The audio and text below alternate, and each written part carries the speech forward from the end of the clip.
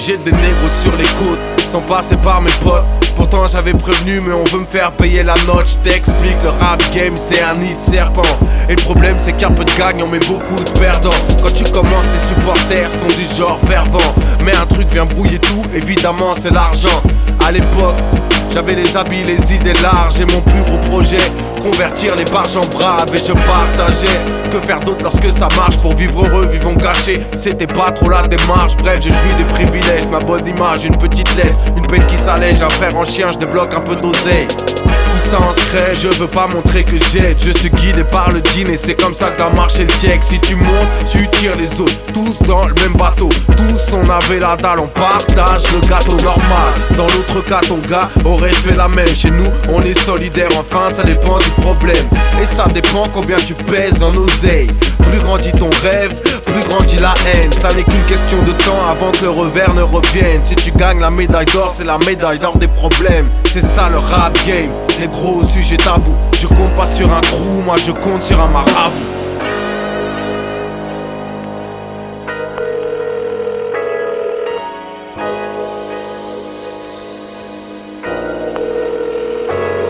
J'avais rendu un service, mais les frères ont du vice. Ils utilisent ton service pour te faire des sévices. Voulaient me faire des services volés depuis Yannick Noah. Car les négros croient que tu dois être noyé dans le genre A. Ça laisse des coups de fil de plus en plus pesants. Du genre faut rappeler tout de suite, c'est tout le temps urgent. Tu sens que tes arbitres, quelque chose se prépare vite. Ça sent trop le slarvie qui dans une embrouille t'invite. Prennent des prétextes bidons, te prennent pour un con. Des frères font les comptes, visent ton compte. Les traites m'avaient serré la main, le lendemain voulaient me la serrer. D'une lame acérée dans mon sang, voulaient me laisser macérer. Et les taux n'a fait que se resserrer. Jamais tu te dirais que des frères oseraient. Je te raconte la suite en direct du terre-terre, ouais en direct du traître. C'était l'époque où ma femme était enceinte.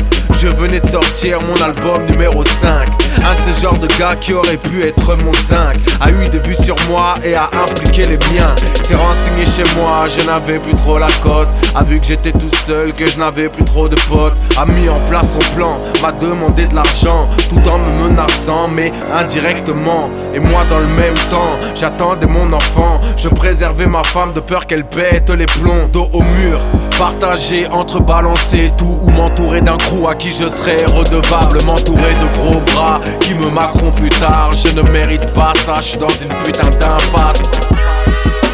Ma fille vient de naître, je gère les coups de fil, on me fait un coup de traite. L'infirmière monte dans la chambre, me dit quelqu'un vous attend. Je me dis c'est pas possible, pas ici, pas maintenant.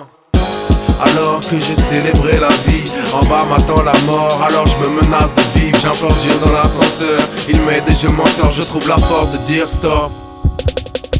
Et si je dois être honnête, voilà pourquoi j'arrête. Je ne céderai jamais, je crois trop en Dieu pour craindre un homme.